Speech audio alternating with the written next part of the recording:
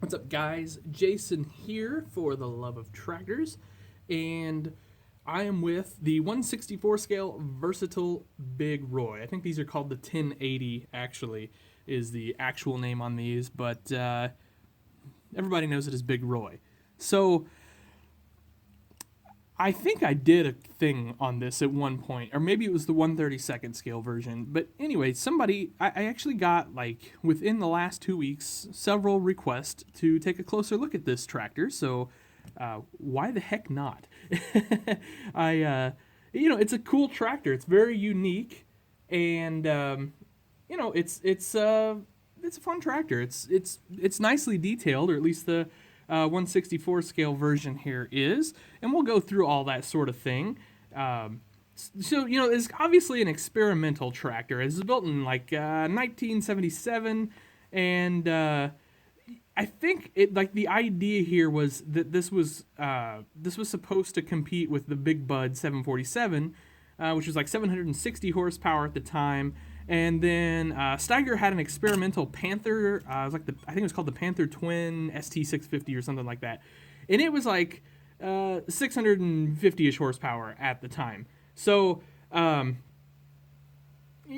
this was kind of competing with that. These had a Cummins. I think they were like an 1150 engine that is like 600 horsepower ish, like a 500 plus gallon fuel tank, and I think the idea was you could work a long time with these. So anyway, let's take a look here at the toy. So I really like the wheels and tires on these. Now they're plastic, so they're showing a little a plastic fade, if you will, over the years, but they still look good. And if you can see in there's some really nice planetary detail and some really nice bolt detail on those. Let's see if I can't get you. There you go. Oh yeah, there's a really good view of that. This has Firestone tires on it. You can see the Firestone logo, if you will, there. It's hard to kind of see a little bit. It'd be nice if that was white, but you know what? Beggars can't be choosers. And, so what the hey? But now this is what's called the modern museum version. And it has, so it kind of has the more modern black and gold, paint scheme, if you will. I guess that's what I'm trying to say. And then there's another version in a toy. This is the factory version, and it basically just has like the yellow cab and the yellow front and no black. So it's I think this vent up here is yellow as well, if I remember correctly. But that's really the only differences between the two. But anyway, that's that. So back here you can see the engine. And there's some nice detail in there. You've got your exhaust here and your breather here, and you can kind of see all your flanges and joints and all that, and that looks pretty good. And if we come over here on this side, you can see your filters and all of that. So well done there for sure. I think one of the big things sticking out are all these handrails, and they're well built. I mean, they're nice. They're on there, so that's really cool. I don't want to tell you could play with this, but you could, if you had an older kid who was kind of responsible with their toys, you could definitely play with this thing. It's pretty rugged, pretty sturdy, and it's very heavy. There's a lot of die cast here.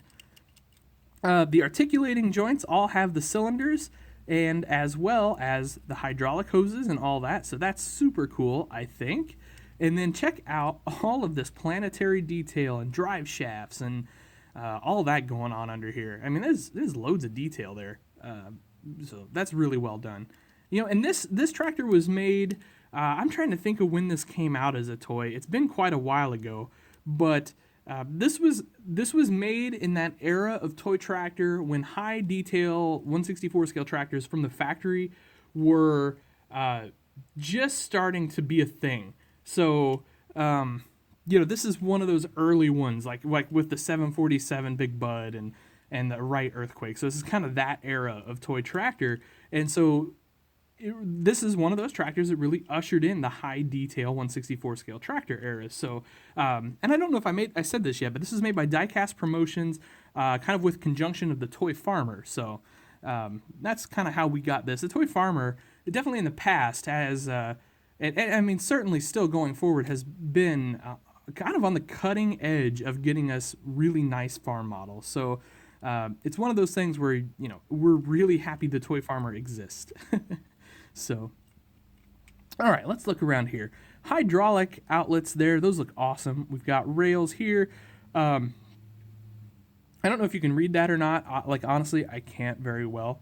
But maybe I could on the video a little bit. It's got a phone number there and all that stuff. It's, it's just being accurate. Work lights back here, flashers there, nice drawbar and hitch. It's got a pin. That pin is actually like a rivet, so it actually doesn't easily come out, but that's okay. I mean, let's be honest, there aren't really any implements made for this tractor. You'd have to do something custom anyway, and if you're doing that, you'd have no problems pulling that pin out. But yeah, so really nice detail scheme. Now the interior is, okay. There's not a huge amount of detail in there, but we do get a nice windshield wiper, and that is extra. That is not just built into the window, so that's really cool.